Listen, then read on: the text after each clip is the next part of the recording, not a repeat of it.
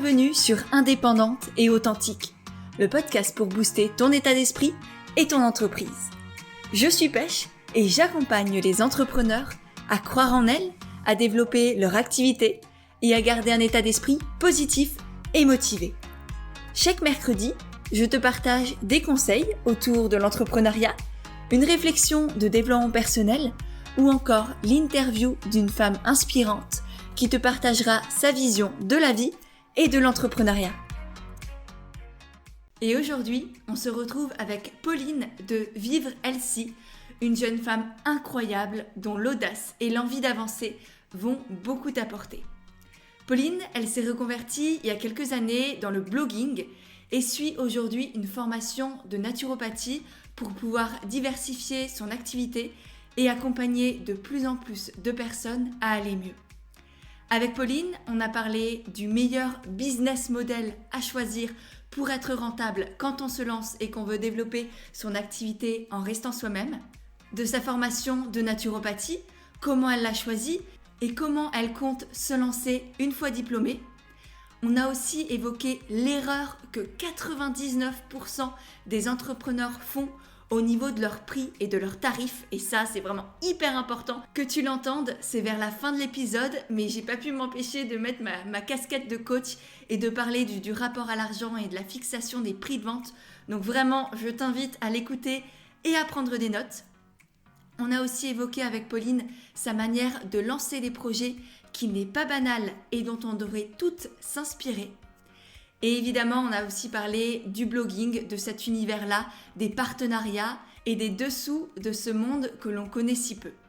Tu vas voir, cet épisode avec Pauline est une vraie pépite que tous les entrepreneurs qui veulent vivre de leur passion tout en se sentant utiles et en ayant du sens dans leur vie devraient écouter.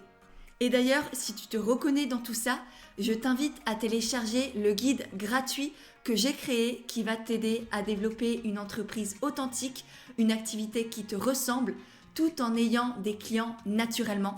Je te mettrai le lien direct de ce guide gratuit dans les notes de l'épisode pour que tu puisses le télécharger. Il a déjà aidé des milliers d'entrepreneurs à se lancer et à développer une entreprise alignée avec leurs valeurs et qui fonctionne. Donc si tu l'as pas encore, je t'invite vraiment à y jeter un œil. Et juste avant de te laisser avec notre conversation, n'hésite pas à partager le podcast sur ton Instagram en nous taguant avec Pauline @vivrehealthy et @pêche&églantine. Ça nous permettra de te voir, de te remercier et pourquoi pas même de te repartager dans nos stories. C'est vraiment ça qui permet au podcast de grandir, qui permet à de plus en plus d'entrepreneurs et de futurs entrepreneurs de se lancer et de vivre de leurs projets. Donc toi, ça te prend 3 secondes et demie et ça peut vraiment, vraiment changer des vies. Et oui, je n'abuse pas. Voilà. Maintenant que ça c'est dit, je te laisse découvrir notre échange avec Pauline. On va recommencer et ce sera le plus simple. Ok. Donc, on va peut-être déjà se dire bonjour. J'aime pas les débuts. J'aime vraiment pas les débuts. C'est le pire pour moi aussi. Une fois qu'on est lancé, après, c'est grave. Cool. Yes.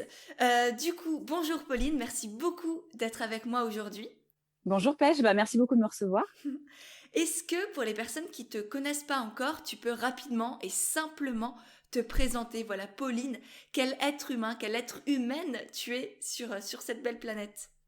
Alors du coup, moi je m'appelle donc Pauline, j'ai 33 ans, je suis blogueuse sur vivrehealthy.com et auteure de livres numériques sur la naturopathie et le développement personnel. Et j'ai aussi entrepris des études de naturopathie, donc du coup il y a 2 ans, et je devrais être certifiée d'ici le mois de mars. Génial. Voilà.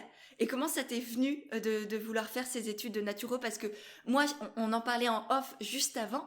Moi, ça fait des années que je te suis et je crois qu'on se suit un peu en parallèle, notamment grâce à ton blog qui est effectivement très axé sur le bien-être, sur le sport, la santé en règle générale, etc. Mais j'avais l'impression qu'auparavant, tu faisais d'autres choses. Est-ce que tu veux bien nous expliquer un peu ton parcours et pourquoi aujourd'hui la naturo? Alors, à la base, effectivement, moi déjà, j'étais assistante de direction dans les cosmétiques de luxe, donc rien à voir avec ce que je fais aujourd'hui. Et j'avais commencé le blog en parallèle parce que je découvrais mon nouveau healthy lifestyle. Je me mettais à la course, je me mettais à manger sainement, etc. Donc, j'avais envie de partager ça et j'ai lancé le blog, du coup, il y a il y a déjà 7 ans en fait. Et donc en fait, voilà, j'abordais très spontanément des sujets comme le sport, le bien-être, le développement personnel, l'alimentation, etc. Parce que c'est ce que je découvrais. Et en fait, il y a 3 ans, j'ai commencé à souffrir, moi, de colopathie, donc une inflammation du tube digestif, et personne n'arrivait à me soigner. Et du coup, c'est une naturopathe qui m'a aidée à sortir de ce trouble-là. Et c'est comme ça que j'ai découvert la naturopathie. Et je me suis rendu compte qu'en fait, cette méthode, cette médecine douce, en fait, elle permettait d'aborder tous les sujets que je traitais déjà sur mon blog depuis des années, sans savoir qu'il y avait un métier derrière ça, en fait.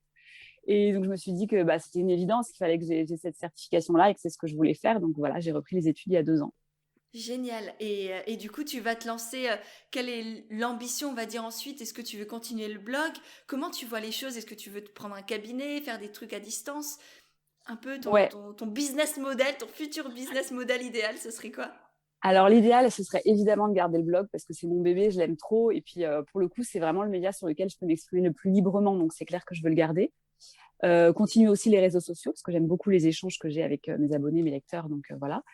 J'aimerais faire des consultations à distance, ça c'est sûr, par Zoom. Et j'aimerais aussi, mais ça c'est pas pour tout de suite, pouvoir proposer des week-ends en fait, bien-être et naturopathie où je recevrai les gens chez moi. Donc ce sera pas pour tout de suite parce qu'il faut que je trouve le lieu, évidemment, mais c'est vraiment dans les plans et de proposer aux gens à apprendre à cuisiner de façon saine et naturelle, de proposer de la réflexologie plantaire. J'ai été formée aussi cette année, proposer peut-être des marches en campagne, du yoga, enfin voilà, tout ce qui est lié au bien-être le temps d'un week-end de 3 jours.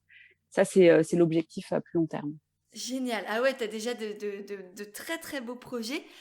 Et du coup, aujourd'hui, ton activité, c'est uniquement le blogging ou est-ce que tu as encore ton métier à côté? Comment ça fonctionne? Alors non, je travaille 100% sur le blog et les réseaux sociaux depuis 2016 déjà, donc ça fait 5 ans. Et là, depuis 1 an, donc je me suis mis à la rédaction de livres numériques. Mm. Et donc ça, c'est clairement une bonne source de revenus. Donc avant, c'est vrai que j'avais vraiment juste les partenariats, tu vois, avec lesquels je vivais, donc les collaborations avec les marques, etc. Et depuis 1 an, ça m'a permis vraiment de me libérer de ça et voilà, de produire mes propres contenus, de vendre mes produits. Et c'est un truc ouais, qui a été très libérateur et que j'aime beaucoup faire. Ah, c'est hyper intéressant parce que j'ai ressenti la même chose. Et au début, quand je me suis lancée, je pensais. Je sais pas si nos auditeurs le savent, mais je me suis lancée sans savoir ce que j'allais faire dans l'entrepreneuriat. Et je me suis dit, ouais, je vais faire blogueuse pro parce que mon blog commençait aussi à très très bien marcher. J'avais des partenaires, etc., etc. Et en fait, très vite, je me suis dit, mais non, j'ai aucune envie de dépendre des marques, d'être un panneau publicitaire sur pattes, quand bien même je choisissais des marques éthiques, engagées, avec qui je voulais vraiment travailler, c'était hyper important pour moi, et je le fais toujours d'ailleurs, mais je voulais pas dépendre d'eux. C'est aussi pour ça que parce que tu as utilisé quand même le terme de libérer, je me suis libérée de tout ça. Ouais. Du coup, j'ai l'impression que c'était aussi, comment tu l'as vécu? Ouais, c'est vrai que j'ai utilisé le terme libéré parce qu'en fait, il y a une contrainte qui est là. Tous les mois, il faut payer le loyer. Donc, du coup, tu es, un peu obligé d'accepter des partenariats, même si effectivement, tu te dis, on choisit bien, on choisit des produits qu'on aime, des marques en lesquelles on a confiance. Mais il y a quand même toujours ce truc de, OK, je suis obligée de payer le loyer. Donc, quoi qu'il arrive, il va falloir que je signe les contrats. Et moi, le déclic, il s'est fait pendant le premier confinement, en fait, où j'ai perdu 100% de mes contrats parce que les marques ont été très frileuses par rapport à ce qui se passait. Elles ne savaient pas dans quelle mesure on pouvait continuer à communiquer là-dessus. Et donc, tous mes contrats sont arrêtés. Alors, elles m'ont dit, voilà, on prendra dans quelques mois et tout. Mais donc, je me suis retrouvée sans revenu. Je me suis dit, OK, je fais quoi maintenant? Tu vois, il n'y avait plus rien. Donc, je me suis dit, en fait, je vais continuer de créer du contenu sur ce que j'aime, mais je vais vendre mes produits là-dessus. Donc, c'est comme ça que j'ai commencé les livres. Et en fait, ça a été génial. Déjà, j'adore écrire, j'adore partager, moi, tout ce que j'apprends et j'adore voir les retours des gens qui me disent, c'est super, j'ai réussi à alléger ma silhouette, j'ai réussi à me soigner naturellement sans prendre des médicaments. Enfin, tu vois, les retours sont hyper cool. Et là, je me suis dit, ouais, en fait, vraiment, c'est ce que j'adore. Parce que du coup, je fais ce que j'aime sans dépendre de personne. Et c'est pour ça que ça a été vraiment la liberté, dans le sens où j'avais l'impression d'être vraiment 100% à mon compte. Contrairement à avant, où je dépendais encore vachement des marques et tout, là, je me sens vraiment libérée, ouais. Ok, génial. Et pourquoi avoir fait le choix du coup de faire des e-books, des livres numériques, plutôt que des formations vidéo ou des choses comme ça qui en- peuvent se vendre plus cher parce que les e-books c'est bien, mais il y en a beaucoup qui sont gratuits. Donc pourquoi avoir choisi ce format-là précisément? Ouais, c'est vrai, bonne question. J'y ai vraiment pensé à la formation sous un format vidéo. Effectivement, ça se vend plus cher, mais c'est moins accessible. Et moi, ce que je voulais, c'est vendre un petit produit, tu vois, à moins de 10 euros, que tout le monde peut s'acheter. Enfin, tu vois, c'est le prix d'une place de cinéma. Donc, je me suis dit, en fait, ça va donner vraiment l'information, ça va rendre, pardon, l'information accessible à plein de gens. Et je voulais garder ce truc-là, en fait, d'être accessible. Parce que je vois effectivement plein de formations, 200, 300, 500 euros des fois, on voit des prix de fou. Alors, effectivement, les entrepreneurs derrière, j'imagine qu'ils gagnent bien leur vie.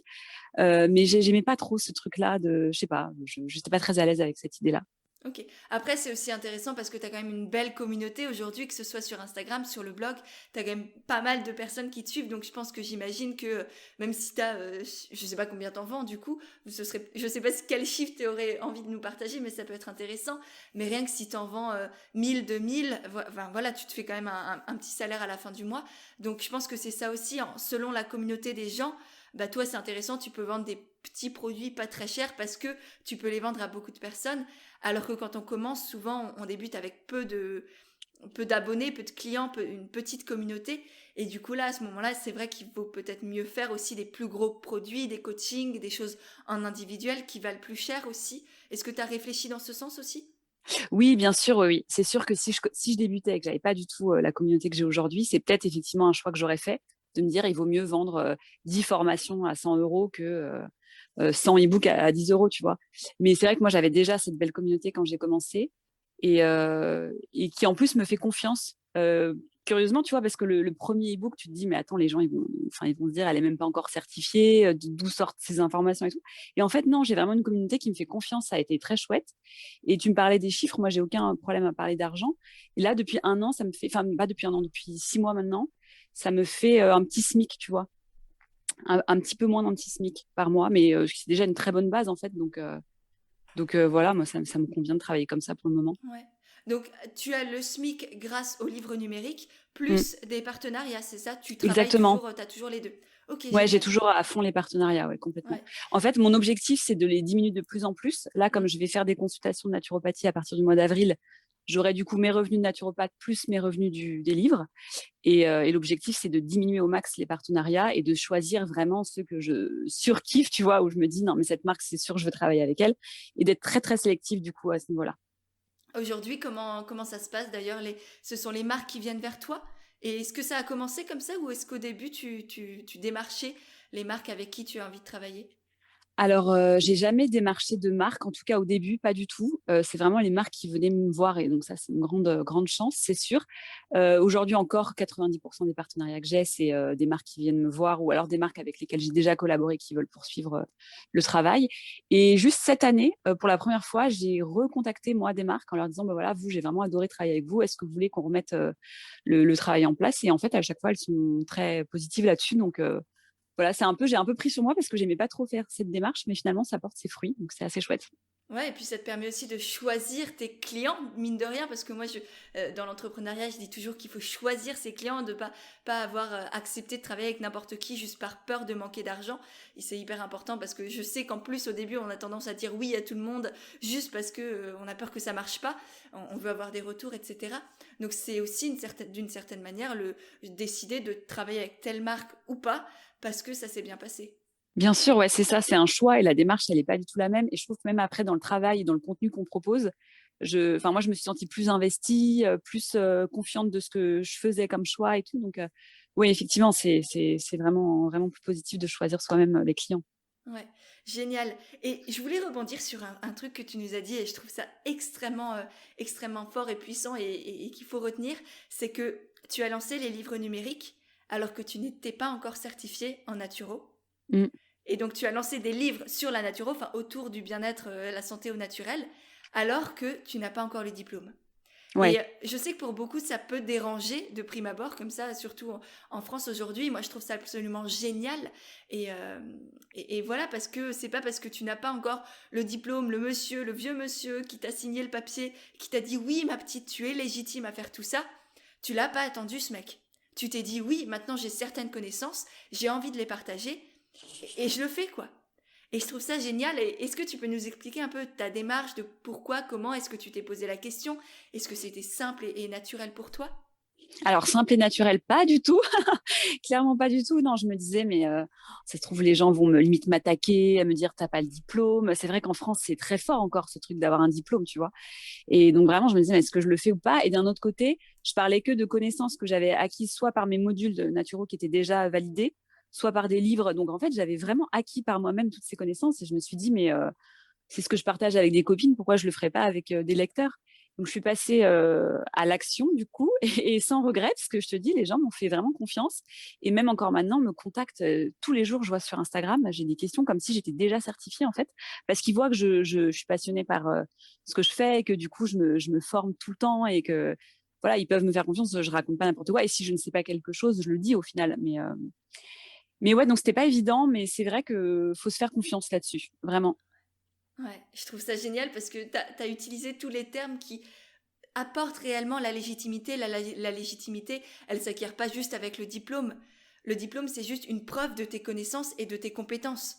Donc si toi, tu sais là, grâce à tes évaluations, je sais pas quoi, que tu as les connaissances et les compétences, qu'en plus tu es passionné et que tu as envie de le partager, eh ben vas-y, fonce. Et moi, je sais, souvent, je dis que c'est presque égoïste quand on garde des choses pour soi, alors que ça pourrait aider les autres. Comme tu dis, grâce à ces conseils-là, tu peux aider tes amis.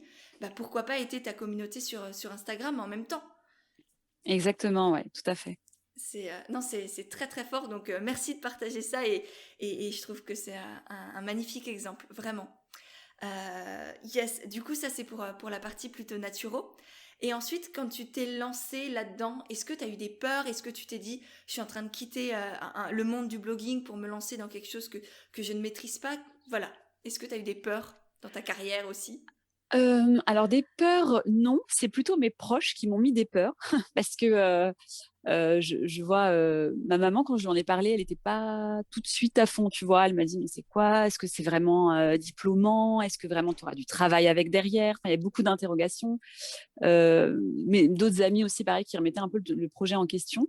Alors que moi, j'étais assez sûre de moi, parce qu'en fait, je lisais vraiment la présentation de la naturopathie et je me disais, mais en fait, c'est tous les sujets dont je parle déjà maintenant, sauf que j'aurais des vraies connaissances plus biologiques, plus poussées sur le sujet. Et donc, en fait, je me suis dit, non, mais je vais arrêter de les écouter. En fait, je vais juste faire ce que j'aime. Donc, je me suis lancée voilà, j'étais sûre de moi et en fin de compte, c'est eux qui ont suivi le mouvement parce qu'ils ont vu que j'étais passionnée, que j'étais à fond, que c'était hyper intéressant. Et maintenant, ils me posent tout le temps des questions. Tiens, j'ai ci, j'ai ça, qu'est-ce que je peux prendre? Est-ce que t'as pas un truc? Voilà, donc au final, ouais, encore une fois, je me suis fait confiance et j'ai bien fait, je crois. Ouais, bah, c'est ce qui semble aussi. Et quand tu t'es lancé initialement en tant qu'entrepreneur, tu vois, quand t'es passé, désolée, j'ai oublié le métier que tu faisais avant. J'étais assistante de Ok, direction. ok, c'est ça. Quand tu es passé de assistante de direction à blogueuse professionnelle, je pense qu'il y a quand même un monde. Comment ça s'est passé? Et voilà, est-ce que tu peux un peu nous raconter cette histoire-là? Ouais, alors là, ça a été plus compliqué. En fait, du coup, ouais, je travaille dans les cosmétiques de luxe depuis 5 ans. Donc, un poste, tu vois, où j'étais bien posée et tout. Et en fait, ça se passait super mal. J'étais malheureuse, mais à un niveau, c'était incroyable. J'étais à la limite de la dépression, hein. Vraiment, ça allait pas du tout. Et je me suis dit, je peux pas rester comme ça. Enfin, je vais mourir limite si je reste là, tu vois, tellement ça allait pas. Donc, j'ai démissionné. Et j'ai démissionné et je me suis retrouvée du coup sans emploi, sans chômage, sans rien pendant plusieurs mois en me disant je vais trouver un autre truc. En fait, j'ai démissionné et après je me suis dit je vais trouver un autre truc, tu vois. Mais ça allait vraiment plus quoi. Il fallait que je parte. Et pendant plusieurs mois, j'ai cherché un autre travail d'assistante et tout, mais je sais pas, ça vibrait pas quoi. Je me disais il y a un truc qui va pas. Et j'ai fait le test d'essayer de demander aux marques qui me contactaient une rémunération, truc que j'avais jamais fait avant. Donc à chaque fois que je disais oui, oui, je veux bien tester votre produit, mais en contrepartie, voilà, je demande ci ou ça, en me disant on tente au bluff total, tu vois. Et en fait, ça a marché. Ce qui fait que très rapidement, j'ai commencé à avoir des revenus. Je me suis dit mais c'est dingue, pourquoi j'ai pas fait ça avant?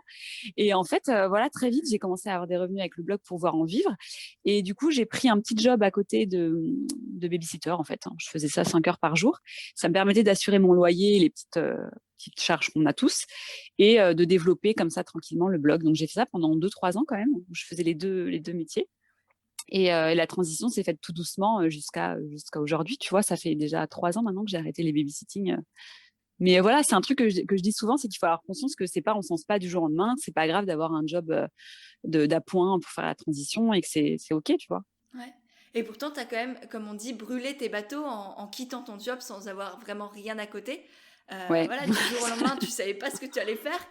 Mais tu l'as fait parce que la douleur était trop forte et que tu savais que c'était pas ton truc. Et ça Ouais. aussi, je trouve ça, c'est une très belle preuve de, à la fois de confiance et d'amour de soi, parce que la vie, elle n'est pas là pour être survécu. Enfin, on n'est pas là pour survivre ni pour sous-vivre. Moi, ce que je dis souvent, c'est qu'on sous-vit quand on vit comme ça à moitié, qu'on fait juste ce qu'on nous dit, qu'on coche les cases, etc., etc. On sous-vit. La vie, elle est là pour tester, pour s'épanouir, pour tomber, pour se relever et voilà, pour essayer. Et t'en es encore une fois une très très belle preuve. Je savais pas que t'avais fait tout ça et je trouve ça juste génial de pouvoir en parler à tout le monde. Et ouais, t'es un très très bel exemple. Eh ben, écoute, merci. Mais c'est vrai qu'à cette période-là qui était très dure, j'avais la sensation, tu sais, que tous les lundis, t'attends le week-end, que tous les week-ends, t'attends les vacances. Et en fait, t'es toujours dans l'attente d'un truc et tu passes à côté de ta vie, les mois défilent et tu te dis, mais ça fait déjà 5 ans que je fais ce truc-là et que je suis malheureuse. C'est pas possible. Il y a un moment donné, il faut sortir de ça. Et alors, certes, c'est un peu dangereux de se lancer comme ça. Et ça demande beaucoup de travail et tout ça. Mais en fait, tu as tellement de plaisir après à faire ce que tu fais que tu te dis, mais en fait, évidemment que ça vaut le coup. Enfin, il n'y a même pas de question quoi là-dessus. Ouais, ouais, non, c'est sûr. Et tout à l'heure, tu disais, ça me fait pas vibrer ce que tu faisais avant ne te faisait pas vibrer. Comment tu le ressens en toi? Enfin, est-ce que tu es quelqu'un d'assez intuitif? Hein, ouais, tu t'écoutes pas mal? Ouais, je m'écoute beaucoup, je suis très intuitive et de toute façon, c'est très clair. À l'époque où je travaillais en entreprise, je me levais le matin, j'avais la boule au ventre, tu sais, un peu comme si c'était un examen, sauf que j'avais pas d'examen, c'était tous les jours, donc Ouais. c'était pas possible. Et là, je me lève le matin, en fait, je me réveille très tôt naturellement parce que j'ai hâte d'aller faire tout ce que j'ai à faire, en fait. Du coup, je suis un peu comme si c'était Noël tous les jours, à me dire oh là là, je vais faire ci, je vais faire ça. Enfin voilà, je suis portée par cette vibration en fait où j'ai hâte tout le temps de faire ce que j'ai à faire. Et ça, c'est très cool. Ouais, et je te comprends totalement et bref, encore une fois, oui, pas mal de points communs. Et du coup, c'est quoi une journée type de Pauline? Comment ça s'organise? Alors, il y en a pas tellement parce que comme je fais plein de trucs différents, mais en gros, on va dire, je me lève donc du coup assez tôt, hein, entre 6 heures et 7 heures, on va dire. Je commence par faire mon sport toujours le matin. J'aime bien parce que je trouve que ça me dynamise et ça me rend super Tu productif fais pour quoi comme après. Donc, sport? Tu changes tous les matins ou comment tu fais? non, là, je fais un programme sportif qui s'appelle Bouti d'enfer. J'avais déjà fini, je l'ai fait sur 3 mois. Ouais, c'est pour avoir le bouti, tu vois, musclé. Mais en gros, c'est un programme sportif de musculation à domicile. Ça muscle tout le corps, hein, c'est juste le titre qui est comme ça. Donc, je fais ça, ça me permet d'avoir un cadre. Et à côté de ça, je fais de la course à pied aussi. Donc voilà, je fais ça 4-5 fois par semaine. Et ensuite, je commence par travailler. Alors déjà, je travaille mon code parce que j'essaye de passer le permis. Et comme je déteste ça, je le fais le matin, comme ça c'est fait, on n'en parle plus.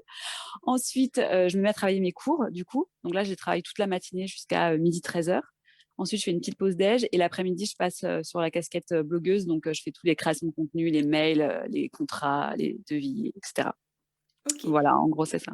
Et pourquoi cette organisation, tu l'as fait en fonction de ton énergie, de tes appétences, pourquoi cet ordre-là? Ouais, alors c'est vraiment ça. C'est parce que le matin, c'est vraiment le moment où j'ai le plus d'énergie, où je suis plus dynamique. Donc, je préfère faire mes cours à ce moment-là. Comme ça, je suis bien fraîche pour assimiler tout ce qui doit être assimilé. Et l'après-midi, j'ai toujours une baisse d'énergie. Donc, je me dis que si je fais ce que j'aime le plus l'après-midi, que apprendre qui reste un peu scolaire, tu vois, je préfère faire le blog, la création de contenu, etc. Même si j'ai une petite baisse d'énergie, je me laisse porter quand même par le fait que j'aime ce que je fais. Donc ça passe bien comme ça.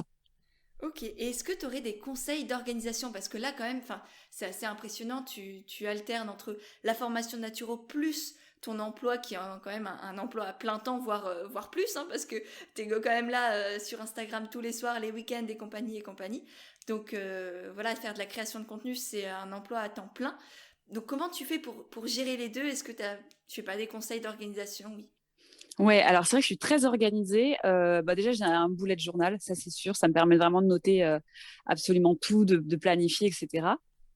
Euh, et puis après, je suis très organisée par ma routine, tu vois. Ben justement, en fait, j'ai mon dernier livre qui s'appelle Le petit guide pour passer à l'action. J'explique vraiment ça, le fait d'être discipliné et organisé, ça te porte vraiment au quotidien. Donc, je structure mes journées et je fais un peu comme si j'étais en entreprise où tu n'as pas le choix, dans le sens où voilà, je fais mon sport, ensuite je fais mes cours, ensuite je fais le blog. Et du coup, je crois que c'est le fait d'être discipliné plus qu'organisé qui me permet d'avancer comme ça, comme il faut. Ok, d'accord, super. Et concernant ta formation, du coup, c'est une formation 100% à distance ou elle s'est transformée en formation à distance suite à nos péripéties actuelles? Alors, c'est déjà une formation à distance de base avec 3 semaines de cours en présentiel quand même. Donc, c'est Ok, 3 stages de 1 semaine. Donc, ça te permet vraiment du coup de mettre en pratique concrètement avec des professeurs et des élèves. Ça, c'était chouette d'avoir ça parce que ça ça donne quand même une autre vision de la naturopathie que juste sur des cours, en fait. Et comment tu l'as choisi du coup la formation? Parce que je sais que c'est une question qu'on se pose très souvent et qui est plus que légitime, que ce soit une formation du coup en naturo, en sophrologie, en yoga, ou, etc., etc. Quels ont été toi tes critères et voilà, qu'est-ce que tu recherchais? Comment tu as fait? Alors ça, c'est la question que je reçois, je pense, 10 fois par jour sur Instagram.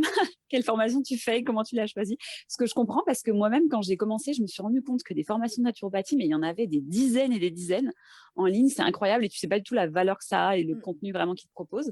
Donc, ce que j'ai fait, c'est que déjà, j'ai choisi une école qui était sous contrôle pédagogique de l'État pour être sûr que ça soit quand même bien fait dans la pédagogie qu'ils proposaient.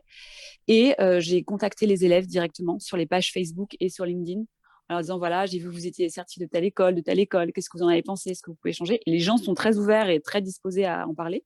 Et en fait, par rapport au retour, j'ai choisi voilà, une école plutôt qu'une autre, voilà, en demandant directement aux élèves qui étaient certifiés. Ok, génial. Et du coup, si c'est à distance, est-ce que ça te manque pas quand même d'avoir, je sais pas, de pouvoir toucher les gens, enfin de pouvoir vraiment pratiquer?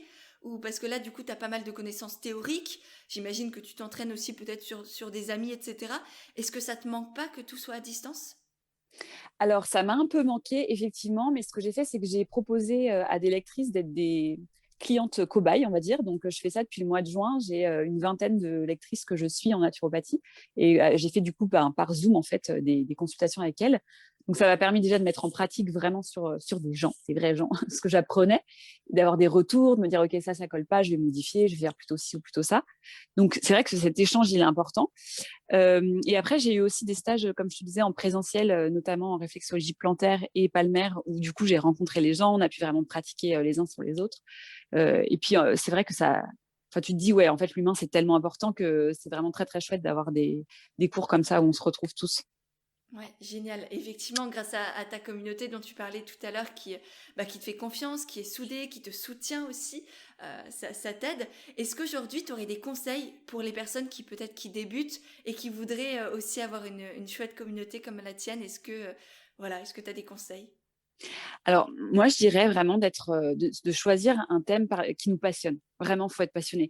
Je pense que c'est ça parce que du coup, à partir de là, tu n'es pas dans l'attente. Je pense que l'attente d'avoir des abonnés, l'attente d'avoir des likes, des commentaires, c'est ça qui crée une tension, qui fait que du coup, tu n'es pas naturel, tu perds en spontanéité, du coup, tu te dis que ça marche pas, etc. Alors que si tu es passionné, que tu n'attends rien, tu as juste envie de partager, de donner aux gens. En fait, c'est là où les gens ils se disent, ah ouais, ça vraiment, ça me parle et qui viennent te voir et qu'il y a des échanges, en fait. Ouais. Donc, juste, ouais, de choisir le truc qui t'anime, vraiment. Oui, pour être passionné et pour le faire pour soi avant tout. Et ça, Exactement. j'ai beaucoup de personnes qui sont tellement dédiées aux autres, qui ont un syndrome du sauveur puissance 10 000, notamment dans les femmes que j'accompagne dans leurs projets, qui veulent juste faire ça pour les autres et qui en oublient totalement qui elles sont, pourquoi elles le font, est-ce que ça les nourrit de l'intérieur elles-mêmes avant tout. Tu vois, moi aujourd'hui, j'écris par exemple, j'adore écrire sur Instagram, mais parce que ça me nourrit moi aussi. J'aime le fait d'écrire. J'aime le Mm. fait, bien sûr, de pouvoir échanger avec les gens sur ce qu'ils en pensent, sur les réflexions que ça amène, etc. Mais le simple fait d'écrire, pour moi, de rédiger le post, ça me branche, ça me nourrit, voilà, ça me fait vibrer. Effectivement, je pense que c'est quelque chose à vraiment pas oublier, de faire aussi les choses pour soi avant tout. Et c'est pas égoïste, c'est juste que plus on fera aussi les choses pour nous, plus on pourra au mieux aider les autres parce que si on a une énergie positive, si on aime faire les choses avec passion, et ben rien que ça va se ressentir, ça va donner aux gens envie de venir vers nous, etc., etc. Est-ce que tu le ressens Ouais, aussi comme ça?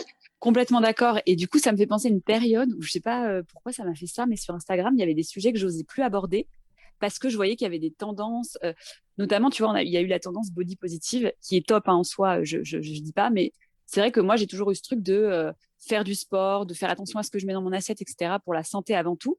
Et en fait, même quand j'en parlais, j'étais vachement critiquée parce qu'il y avait cette tendance body positive. Et du coup, le fait de faire attention à ton assiette, c'était presque mal vu. Donc, j'arrivais à faire des posts qui me ressemblaient plus trop et qui avaient moins d'engagement et qui du coup fonctionnaient moins parce que j'essayais de faire plaisir aux gens, mais moi, je me faisais pas du tout plaisir à moi en disant ça. Et, et à un moment donné, je me suis dit, non, mais en fait, ça colle pas du tout. Là, ce que j'ai perdu, c'est justement le fait de parler sincèrement avec le cœur, parce que ça me fait plaisir à moi avant tout. C'est ce que tu disais tout à l'heure. Donc, je suis revenue à parler de trucs qui me plaisent à moi. Oui, je fais attention à ce que je mets dans mon assiette. Et bah, que ce soit body positive ou pas, je ne sais pas. Mais en tout cas, moi, ça me parle, parce que j'ai envie d'être en bonne santé, d'être énergique, d'être dynamique. Donc, je me suis remis à parler de ça. Et en fait, c'est là où, à nouveau, j'ai ressenti ouais, le lien avec ma communauté qui se recréait, en fait. Ouais, oui, je te rejoins tout à fait. Et moi, ça m'est arrivé notamment, par exemple, à une période de lancement il y a quelques mois, une petite année maintenant, où je voulais tellement vendre mon truc que j'ai commencé à à suivre tous les conseils de tous les marketeurs de je sais pas quoi, des choses qui ne me ressemblaient pas. Mm. Et du coup, bah, c'était déjà, j'étais plus moi-même, je me retrouvais plus dans ce que je faisais. Et en plus, eh ben, j'avais plus d'engagement, les gens ne commentaient plus. Bon, ça s'est vendu, il y a eu quelques ventes, c'était pas un échec en soi, et de toute manière, il n'y a pas vraiment d'échec, mais bref. Mais du coup, vraiment, j'ai perdu cette passion-là, et je l'ai compris. Je me suis dit, mais c'est juste parce que tu t'es perdu toi-même, que tu as arrêté de faire les choses qui te ressemblaient à toi, et que tu as voulu faire comme les autres te disaient de faire, ou comme ce que tu avais l'impression qui marchait pour les autres. Mais ça marchait pas pour moi. Moi, c'est pas moi. Je vends en communiquant, je vends parce que j'incarne ce que je propose et pas en faisant du push et du je sais pas quoi. Exactement, exactement. Donc on en revient vraiment à cette idée de sincérité, de parler avec le cœur en fait, hein. Ouais. Ouais, tout à fait. Et je pense que là, pour un petit résumé, ce serait se faire plaisir avant de vouloir faire plaisir aux autres. Tu l'as dit il y a quelques Exactement. instants, mais je pense que cette phrase-là, si vous voulez, vous la notez, vous qui nous écoutez, se faire plaisir avant de vouloir faire plaisir aux autres. Je pense que c'est hyper important dans l'entrepreneuriat et même dans la vie en règle générale d'ailleurs. Exactement. Ouais. D'ailleurs, on parlait d'échecs, enfin je parlais d'échecs, c'est moi qui ai utilisé ce terme. Est-ce que tu as connu des échecs dans ta carrière ou des difficultés plutôt, comme je disais, j'aime pas le terme d'échec, des difficultés, voilà, des choses qui ne sont pas passées comme tu l'aurais aimé, et comment tu as fait face à ça si c'est arrivé? Alors des difficultés, oui, évidemment, comme tout le monde, que ça soit, des partenariats qui fonctionnent pas du tout, des projets que tu penses lancer qui se lancent pas, des choses que tu lances et puis finalement ça marche pas, comme tu l'avais espéré et cetera. Moi, je le vois pas du tout comme un échec, vraiment, et j'en parle d'ailleurs dans mon petit guide là, le dernier que j'ai sorti, parce que pour moi, c'est vraiment un enseignement et je dis pas ça façon de parler. Je me dis: «OK, ça a pas marché», ben, en fait, plutôt que me dire juste: «Ça a pas marché», d'être dégoûtée, qu'est-ce qui n'a pas marché? C'est de comprendre et du coup de me dire, OK, ben, en fait, je vais le prendre comme un enseignement, je vais essayer d'en tirer des choses et comme ça, ce sera pas juste un échec, ce sera, un enseignement pour la fois d'après, progresser, améliorer le prochain projet et c'est comme ça qu'on avance. Et d'ailleurs, je pense que si tu regardes tous les entrepreneurs, qui marchent, enfin qui fonctionnent, moi, j'écoute beaucoup de podcasts sur le sujet enfin avec des entrepreneurs qui communiquent et tout. Tu vois qu'en fait, ils ont tous connu des échecs, mais des trucs de fou et qu'ils ont rebondi et que c'est justement ces échecs qui les ont portés là où ils sont aujourd'hui. Donc, j'essaye de garder ça en tête et de me dire: «OK, ben, en fait, c'est pas grave, c'est un enseignement. Qu'est-ce que j'apprends de ça et comment je rebondis là-dessus?» Génial. Ouais. Je voudrais juste parler d'argent aussi, comme tu as l'air d'être ouverte sur le sujet. Comment est-ce que tu fais pour allier business, entrepreneuriat et argent avec l'envie d'aider les autres? Parce que souvent, notamment bah, quand on est thérapeute, coach, etc., quand on veut avoir de l'impact et pas vouloir juste s'enrichir sur le dos des autres, c'est compliqué de parler d'argent, d'oser vendre tout simplement. Quelle relation toi tu as à tout ça et comment tu fais pour mettre tes offres en avant? Ouais, alors bonne question aussi. C'est vrai que c'est une relation qui est pas évidente du tout. Comme je te disais, même juste sur le prix du livre, j'avais envie tout de suite que ça soit un petit prix pour que ça soit accessible, parce que je me dis, c'est la santé, c'est le bien-être, on est là pour aider les gens. Comment tu fais de l'argent avec ça? Enfin, c'est compliqué. Donc, c'est vrai que là, sur ce truc-là, j'avais choisi un petit prix. Et là, je suis en train de me dire, maintenant, il faut choisir un prix pour les consultations de naturopathie. Donc, pareil, grosse question. Du coup, moi, je m'étais dit, pareil, je vais faire un petit prix, comme ça, c'est hyper accessible et tout. Et en fait, j'en ai parlé avec toutes les naturopathes que j'ai rencontrées pendant ma formation, qui me disent, mais t'es folle, en fait. Elles me disent, mais vraiment, t'es folle. Une consultation, c'est 1 heure et demie. Ensuite, t'as encore 1 heure et demie de travail dessus pour faire le bilan d'hygiène vitale, etc. Tu peux pas faire des tout petits prix, en fait, parce que c'est pas du tout rentable. Donc, je suis en train de me dire, OK, il va falloir peut-être que je fasse des vrais prix comme tout le monde, tu vois. Mais donc, je sais pas, je me disais peut-être 80 € la consultation, un truc comme ça. Mais c'est compliqué. C'est vrai qu'à partir du moment où tu veux aider les gens, du coup, il faut trouver le juste milieu entre toi, le temps que ça te prend, et si c'est des années d'études, etc. Donc, c'est normal d'être rémunéré. Et le fait d'être là et de tendre la main et de dire, OK, moi, je veux t'aider, donc j'ai pas envie de te faire trop payer. Enfin, Ouais. ouais, c'est pas évident. Là-dessus, je suis pas sûre d'avoir trop la réponse, tu vois. Ouais, ouais. Non, mais c'est hyper intéressant. Et là, je peux pas m'empêcher de mettre ma petite casquette de coach et de te demander, est-ce que c'est réellement aider les gens que de mettre des petits prix?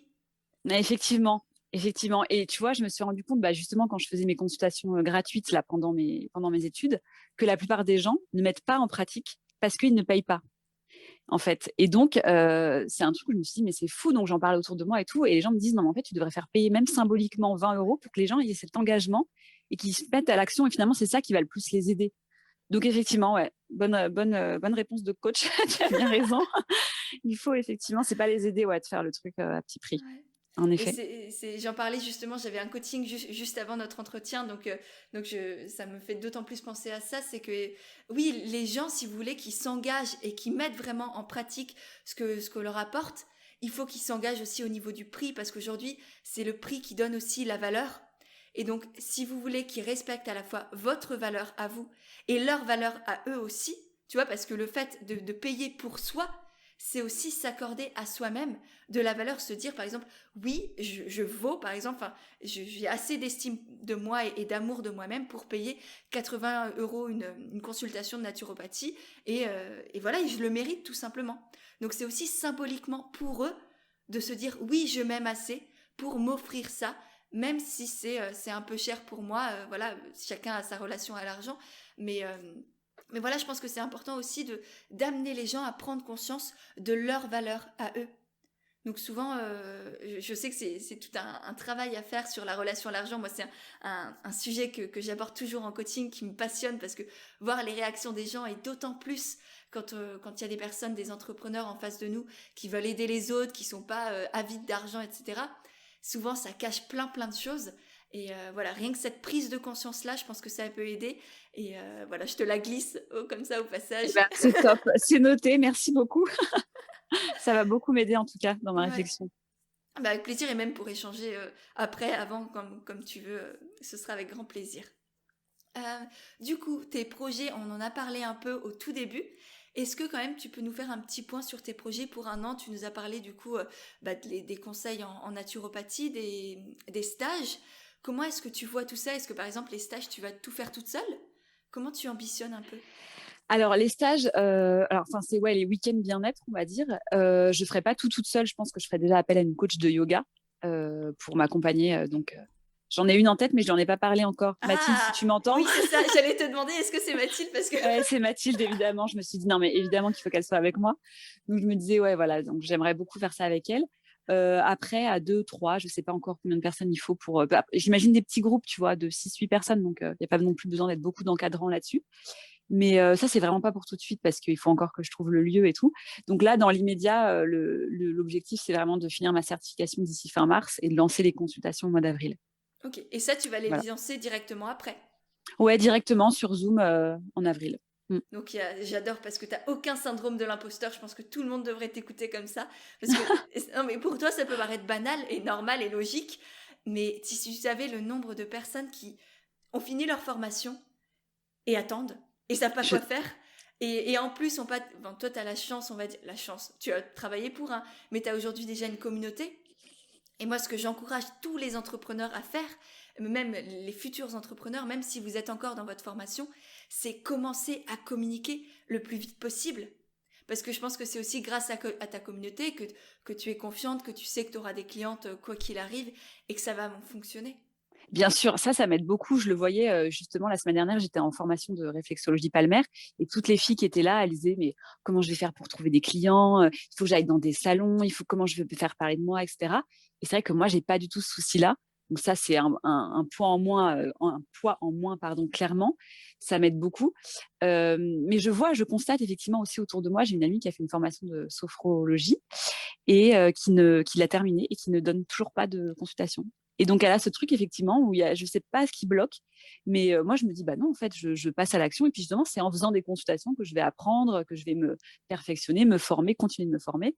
Et donc, voilà, je me dis, encore une fois, je me fais confiance et ça va aller, quoi. Ouais, ouais, t'as tout à fait raison, faut que tu me l'envoies, ton ami, Ouais, qu'on échange, parce que vraiment, moi, ça me fend le cœur, littéralement, de voir des gens qui ont toutes les connaissances, toutes les compétences, tout l'amour du monde pour aider les autres, qui veulent sincèrement avoir cet impact-là pour apporter du bien-être, et qui font rien, et qui attendent, qui sont bloqués par je ne sais quoi, je ne sais qui, et qui sont remplis de peur, en fait, et de croyances qu'il faut vraiment réussir à débloquer. Il faut se libérer de tout ça, parce que vraiment, tant pour même ces personnes en elles-mêmes qui sont malheureuses parce qu'elles sentent qu'il y a quelque chose qui bloque, que pour toutes les personnes qu'elles pourraient aider et qu'elles n'aident pas encore, moi, vraiment, comme dit, ça me fend le cœur. Donc vraiment, commencer à communiquer dès le départ, créer une communauté le plus tôt possible, même en partageant ce que vous apprenez, tout simplement.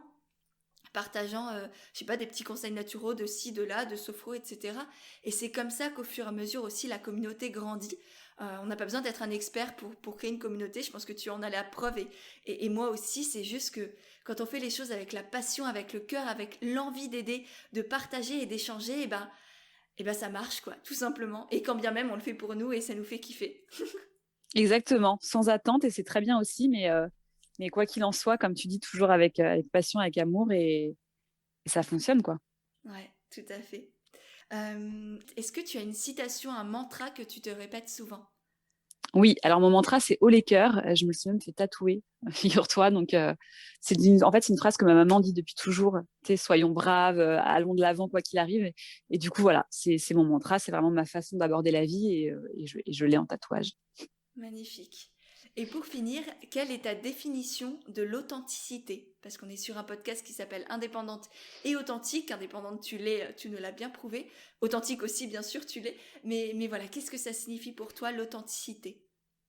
L'authenticité, pour moi, je pense que c'est le fait d'être aligné avec soi-même et fidèle à ses valeurs et à ce qui nous fait vibrer, en fait. Ouais. Ok, je trouve ça parfait, c'est magnifique. Ok, est-ce qu'il y a quelque chose d'autre que tu voulais nous partager? Ben non, juste de dire à toutes les entrepreneuses et entrepreneurs qui nous écoutent d'avancer avec leur cœur, de se laisser porter par voilà ce qui les anime, et en fait avec sincérité, avec amour, quand on fait les choses, on y arrive toujours. Ouais, je suis bien d'accord encore une fois. Eh bien, merci beaucoup, Pauline, pour ce temps, pour cet échange. J'ai adoré échanger avec toi et j'espère que tous ces conseils, que ton envie, que ton énergie, que ce que tu as mis en place sans te poser de questions, ça va inspirer nos auditeurs, nos auditrices, parce que vraiment, je pense que tu es une sacrée belle source d'inspiration. En tout cas, tu l'es pour moi, donc voilà. Je te souhaite une très très belle journée et puis au plaisir d'échanger. Eh ben, merci beaucoup à toi de m'avoir reçu et merci pour tout ce que tu fais. Belle journée. Merci, bye. Et voilà, c'est de nouveau moi. J'espère vraiment que cet échange t'a plu. Si c'est le cas, n'hésite pas à le partager sur Instagram. Tu auras les liens de nos comptes directement dans les notes de l'épisode. J'ai déjà hâte de voir tes petits retours, de pouvoir te lire et te repartager. Et si jamais toi aussi tu veux entreprendre en restant toi-même et aligné avec tes valeurs, je t'ai créé tout un guide gratuit pour entreprendre avec authenticité et naturel. Tu auras le lien aussi pour le télécharger directement dans les notes de l'épisode et ensuite je te le renverrai par email. Il est rempli de conseils, d'astuces, de petits exercices à faire pour t'aider à développer ton projet et faire en sorte qu'il te ressemble vraiment pleinement. Donc voilà, tu as le lien aussi dans les notes de l'épisode. Et pour finir, si vraiment tu as aimé le podcast, n'hésite pas à le faire savoir en laissant des petites notes et des étoiles sur Apple Podcast. Parce que ça aussi, ça m'aide énormément à faire grandir et à faire connaître le podcast et du coup aider et toucher de plus en plus de personnes. Voilà, je te remercie sincèrement par avance et je te dis à mercredi prochain pour un nouvel épisode d'Indépendante et authentique.